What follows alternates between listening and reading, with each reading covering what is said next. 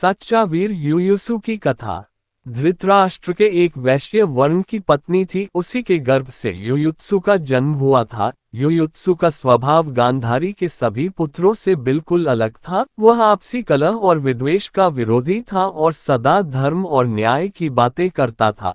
लेकिन चूंकि सत्ता गांधारी के पुत्रों के हाथ में थी, इसलिए कोई भी इसकी नहीं सुनता था। कौरवों ने जिस प्रकार का छलपूर्ण व्यवहार अपने भाई पांडवों के साथ किया था, उसकी कटु भर्त्सना युयुत्सु ने की। दुर्योधन आदि इसका इसी कारण अपमान भी करते थे। कुछ दिन तक ये देखकर कि कौरव किसी प्रकार भी धर्म के पथ पर नहीं आएंगे, उसने इनका साथ सदा के लिए छोड़ दिया। युद्ध से पहले युधिष्ठिर ने घोषणा की थी कि जो हमारे पक्ष की ओर से लड़ना चाहे वह हमारे यहाँ आए, हम उसका स्वागत करेंगे।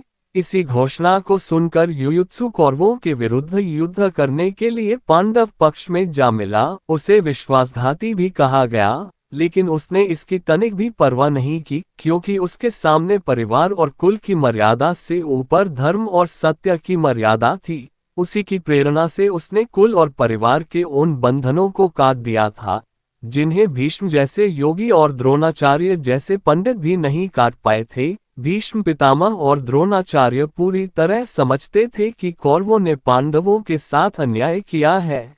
यहाँ तक कि उन्होंने स्वयं अपने सामने द्रौपदी का अपमान होता देखा था, फिर भी अपनी आंखें नीचे झुका ली। वे कौरवों के इस अन्याय पक्ष का साथ तो छोड़ना चाहते थे, लेकिन नमक के धर्म में बंधे रहकर इसके लिए साहस नहीं जुटा पाते थे। बार बार भीष्म ने दुर्योधन को बुरा कहा, लेकिन अंत में युद्ध उसकी सेना का सेनापति बनकर किया। द्रोण ने भी ऐसा ही किया। द्रोण ने तो उस वीर बालक अभिमन्यु के अन्यायपूर्ण वध में भी सहयोग दिया था। इसकी तुलना में यदि हम युयुत्सु को रखें तो वह न्याय और धर्म के पथ पर हमें अधिक दृढ़ दिखता है। उसने इन झूठी मर्यादाओं की चिंता न करके न्याय की भावना से अपने जीवन का तादात्म्य स्थापित कर लिया था। कुछ नासमझ व्यक्ति उसको विश्वासघाती या कुलघाती कहते हैं, लेकिन जीवन के सत्य की विराट आधारभूमि पर चिंतन करने से पता लगता है कि वह बड़ा ही सच्चा शूरवीर था। पांडवों के यहाँ उसका अपार स्वागत होता था। उसने भी पांडवों की ओर से सच्चाई के साथ युद्ध किया था और उनका इतना विश्वास जीत लिया था कि जब परीक्षित को राज्य देकर पांडव हिमालय की ओर चले तो युयुत्सु को परीक्षित का संरक्षक नियुक्त कर गए।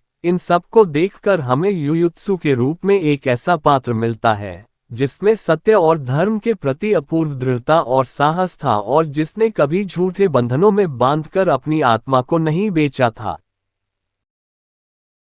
इसी भगवान की वीडियो देखने के लिए सब्सक्राइब करें चैनल को और बेल आइकॉन दबाएं।